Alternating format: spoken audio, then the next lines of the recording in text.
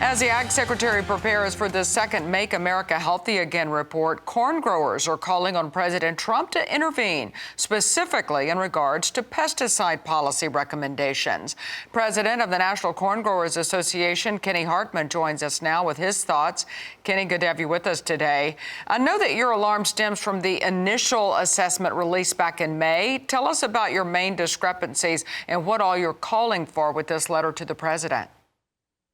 Well, our concerns obviously is we use pesticides over the last how many years? We've gotten to be more no-till, we do more cover crops.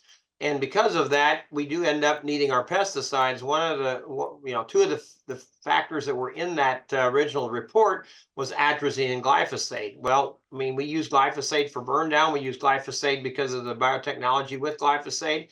And atrazine has been a product that we've been using for 50 years, and both products have been studied. EPA has done such a good job of working as far as studying our pesticides and coming out with labeling that makes sense.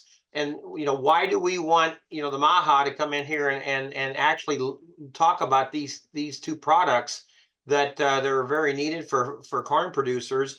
And try to reinvent the wheel when EPA's been doing a good job, reviewing these every 15 years.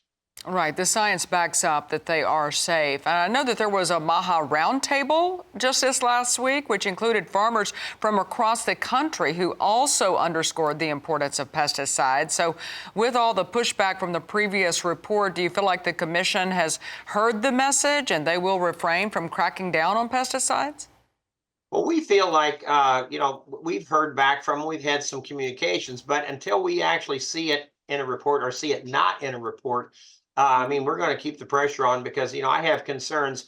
If you look at raising corn without some of these pesticides or some of these tools, as we say in the toolbox, you're talking about a 60, 70, possibly 80% decrease in yields in some of these areas. And we do not need that right now, considering where the farm economy is.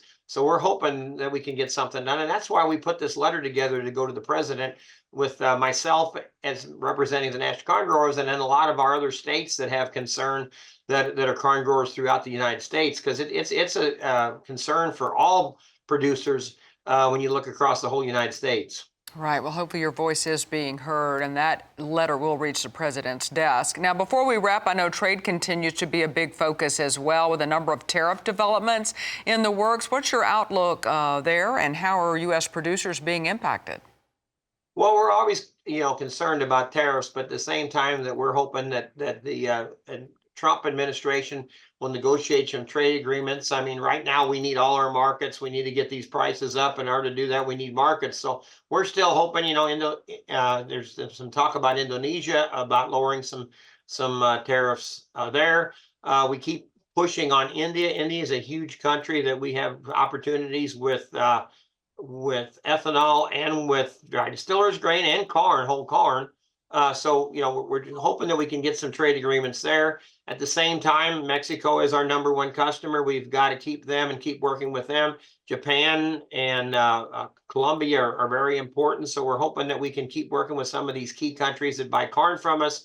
But we need more markets. We need new markets. And we're hoping the president can get that done for us. We hope so, too. That's Kenny Hartman with the National Corn Growers Association. Thanks for joining us today.